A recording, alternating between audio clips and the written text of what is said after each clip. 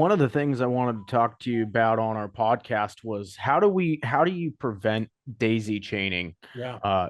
uh deals? Because I having, we're getting a little bit of traction here. We're building our social media stuff. We have a ton of basically YouTube university people that have Sure. just got into the industry, Right. and I love them, I respect them.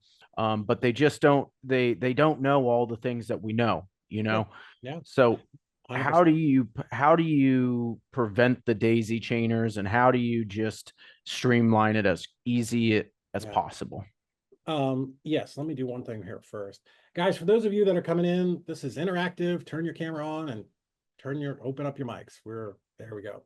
I didn't do my makeup this morning. Claudia did hers, enough for both of us. So luckily she looks good and I'm just struggling along here. But yeah, we want to be able to see you. So because all you won't pop up on my screen if you don't have your camera on.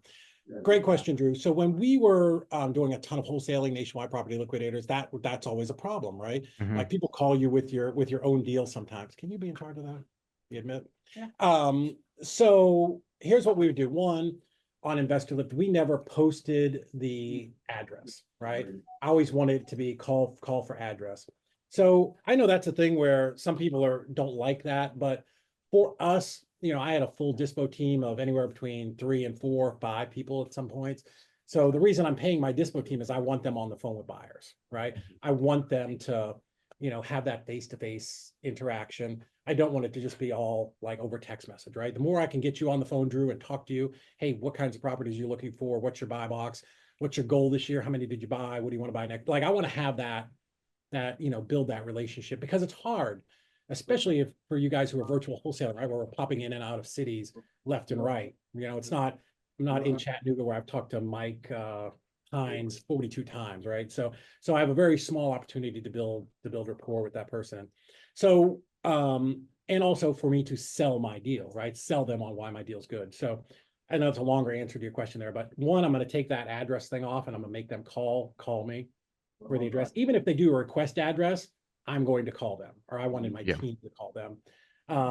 So that's the first thing is I would never just give that address out, ever, ever, ever. Protect that Our address with your team was, life. we were fanatical about that. So then number two is when you get the New Westerns of the world or some other wholesaler will call up and go, hey, can if I can bring you a buyer, okay, let's talk about that. One, if you have a buyer that and you want to connect me with them, great, happy to pay you 20, 30, 40, 50%, whatever deal you want to agree on. Hmm. But here's what you have to say, because people are fucking dumb.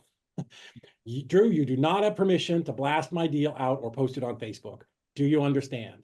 You're gonna Yes. have to say those fucking words because if you say, yeah, if you have somebody connect me with them, I know and you know what you're saying, but I'm saying Wednesday, and I like to tell people, I'm saying Wednesday, you're hearing Friday. You know what I mean? So like you just have to be so incredibly clear. Is that gonna solve all of it? No, but that'll take 80% of it away, right? Um, so one, I don't want the address posted anyplace. I want to get my people on the phone with them. And then if they do start that, hey, I can send it out. Hey, if you have a buyer, I'm happy to work with you, but I'm not giving you permission to post this deal. And if I see it, I'm gonna be pissed. Yeah, that's what we've tend to like, especially with when we have multiple people going through our properties as potential buyers.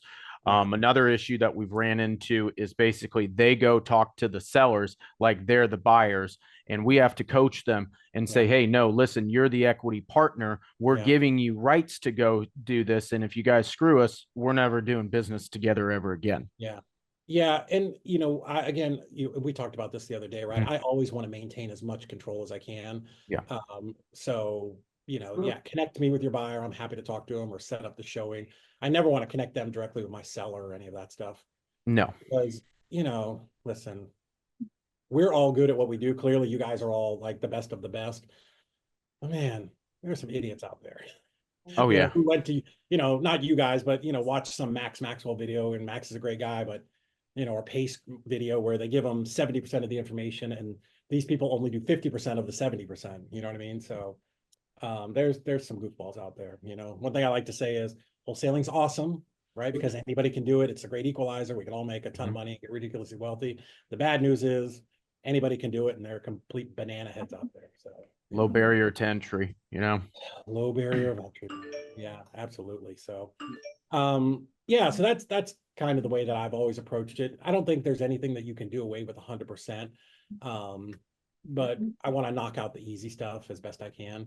And then if you see somebody doing it, call them, hey, take it down, or your investor list, you can blacklist them and they'll never get one of your emails again. Yeah. In fact, I mean, if you blacklist them, it blacklists for everybody. So Jim, Rudolph, if you guys want to throw your cameras on.